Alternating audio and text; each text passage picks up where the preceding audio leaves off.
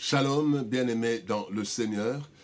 Nous sommes le vendredi 30 juillet 2021 et nous sommes là pour notre dernière méditation de cette semaine et de ce mois de juillet qui se termine.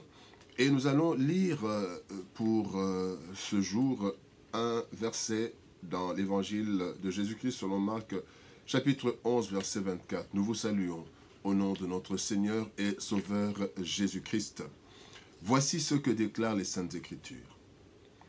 C'est pourquoi je vous dis, tout ce que vous demanderez en priant, croyez que vous l'avez reçu et vous le verrez s'accomplir. Demandez en priant. Bien-aimés dans le Seigneur, qu'est-ce qu'une demande? Une demande, selon la définition du dictionnaire, c'est l'action de dire à quelqu'un ce que l'on veut. C'est ça une demande. Il y a plusieurs formes de demande. On peut demander des paroles, par une lettre, par des gestes, par des attitudes. Cela peut aussi être une demande. Une demande n'est pas une imposition. Et donc, elle ne reçoit pas toujours une réponse favorable. Cependant, tout être humain désire obtenir ce qu'il demande. On ne peut pas demander quand on n'a pas le désir d'obtenir quelque chose. Mais la réponse, bien-aimé, dépend de celui à qui l'on fait la demande. Dans le texte du jour, Christ nous parle d'une demande qui ne souffrirait d'aucun refus. Une demande dont la réponse positive est assurée. Eh bien, c'est la demande par la prière. Ce que vous demanderez en priant. C'est là donc une forme de demande qui obtient toujours gain de cause, selon le Seigneur. Et comme le Seigneur Jésus-Christ, c'est la vérité, et il dit que la vérité, cela est vrai. Mais alors voyons comment cette demande est sûre à 100%. Nous allons voir 3 points, 4 plutôt. Le premier point, nous voulons voir, parler de la prière. La prière, voie assurée. La Bible nous dit, priez sans cesse. Nous lisons cela dans 1 Thessaloniciens plutôt, chapitre 5, verset 17. Le sens de ce concept, ce n'est pas seulement avoir un temps de prière formel, mais plutôt être dans un état de consécration, un état d'offrir un culte au Seigneur comme Paul est en train de dire aux Romains au chapitre 12, verset 1er, « Offrez vos corps comme un sacrifice agréable, vivant, saint, cela sera un culte raisonnable. » Donc, quand nous sommes consacrés, c'est comme un culte, c'est comme une prière. C'est ça la prière. Dans l'Ancien Testament, prier, c'était invoquer.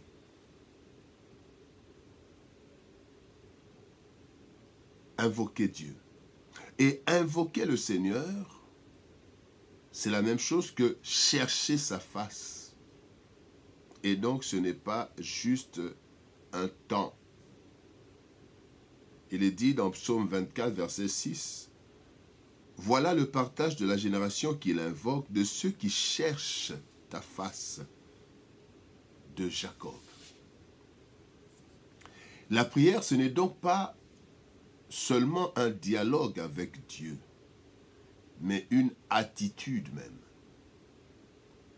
Plus que des mots et des gestes rituels, La prière est une vie particulière.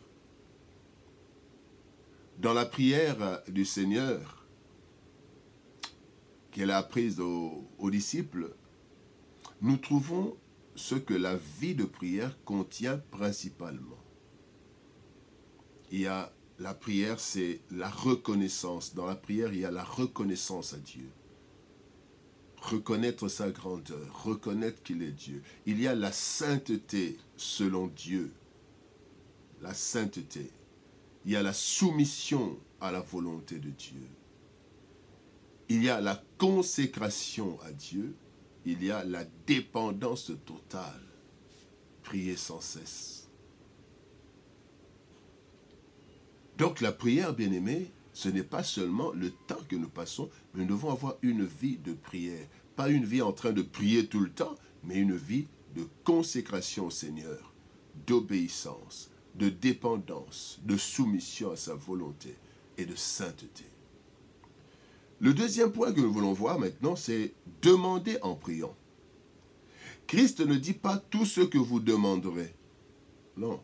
Il ne dit pas tout ce que vous demanderez, vous l'obtiendrez. Il dit tout ce que, mais ce que Christ dit, il dit tout ce que vous demanderez en priant.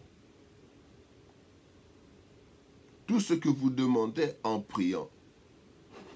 Pas nécessairement tout ce que vous demanderez, vous l'obtiendrez. Parce qu'il a dit tout ce que vous allez demander. Or, quand on demande à Dieu, on prie. Mais en fait, ce n'est pas seulement. Là, il dit ce que vous demanderez en priant.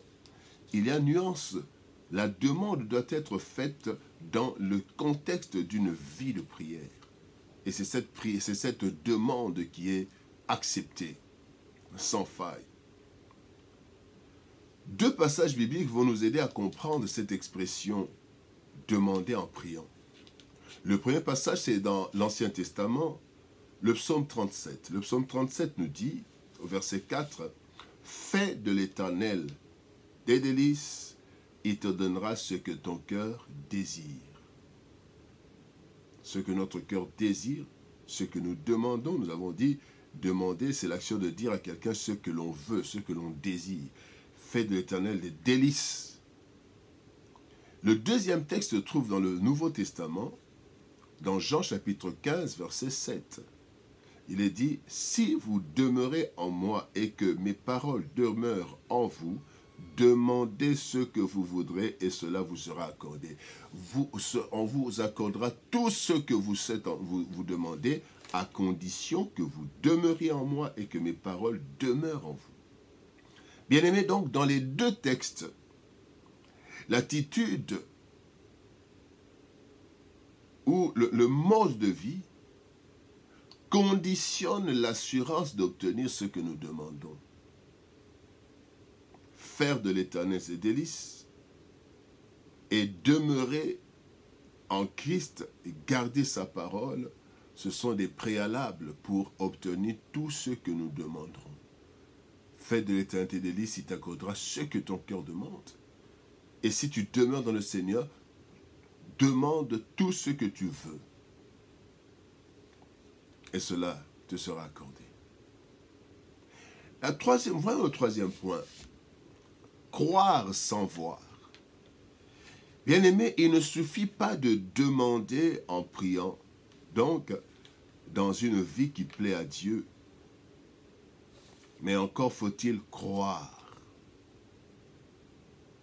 que Dieu nous a déjà exaucés. Vous savez, vous pouvez marcher dans la sainteté, vous obéissez à Dieu, mais il y en a qui ne croient pas que le miracle existe, qui ne croient pas qu'on peut demander à Dieu et obtenir ce que nous voulons obtenir.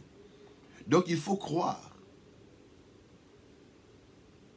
Il n'y a pas d'exaucement sans foi.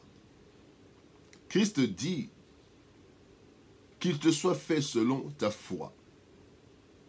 Et la Bible d'ailleurs nous parle d'un père qui a demandé, mais qui n'avait pas vraiment la foi. Or, il faut la foi pour voir la gloire de Dieu. Dans Marc chapitre 9, versets 22 à 24, c'est l'histoire de ce père. Ce père dit à Jésus, « Mais si tu peux quelque chose, viens à notre secours, aie compassion de nous. » Si tu peux. Et Jésus lui dit, si tu peux, tout est possible à celui qui croit. Et donc Christ révèle que ce n'est pas tout que tu demandes, mais il faut encore que tu aies la foi, croire. Et Jésus dit aussi à Marthe dans Jean chapitre 11, verset 40, quand il est allé ressusciter Lazare, Jésus-Christ dit à Marthe, « Ne t'ai-je pas dit que si tu crois, tu verras la gloire de Dieu ?» Croire que nous avons déjà obtenu. Avoir cette attitude. D'ailleurs, la foi, c'est quoi? C'est l'assurance des choses qu'on espère, la démonstration de celles qu'on ne voit pas. La démonstration, donc je crois que j'ai obtenu ce que j'ai demandé en priant, en étant conforme avec Dieu. Parce que quand je prie, je suis conforme avec lui. Quatrième chose, quatrième point, nous devons alors attendre avec confiance. Après avoir demandé en priant, ayant cru à l'exaucement, il faut alors attendre de voir l'exaucement déjà obtenu par la foi. Il faut donc avoir l'espérance, espérance qui est une attente joyeuse et confiante. Le manque de patience, bien-aimé, peut nous faire perdre ce que nous avons déjà obtenu par la foi. Voilà pourquoi le Saint-Esprit nous apporte la patience parmi ses fruits. Dieu dit, bien-aimé, dans Habakkuk chapitre 2, verset 3, nous connaissons bien ce passage. C'est une prophétie dont le temps est déjà fixé. Elle marche vers son terme. Elle ne mentira pas. Il dit, si elle tarde, attends-la, car elle s'accomplira. Elle s'accomplira certainement. Tu as demandé au Seigneur, en priant, attends l'accomplissement. Demandez en priant. La prière est le canal sûr de notre exaucement, bien-aimé. Cette prière n'est pas simplement un moment de dialogue avec Dieu, mais d'abord une vie marquée par la relation et la communion avec Dieu. C'est sûr de cette relation et de cette communion avec son Père que le Seigneur Jésus-Christ affirme que Dieu l'exauce toujours. Dans Jean chapitre 11, verset 42, il dit « Pour moi, je savais que tu m'exauces toujours. » Eh bien, parce qu'il avait une vie consacrée à Dieu. Une vie consacrée à Dieu, bien-aimé, ouvre les portes de l'exaucement. Ainsi, tout ce que nous demandons en priant, nous l'obtiendrons si en plus nous croyons et nous patientons. Que Dieu nous bénisse. Shalom, au revoir, bon week-end et à lundi.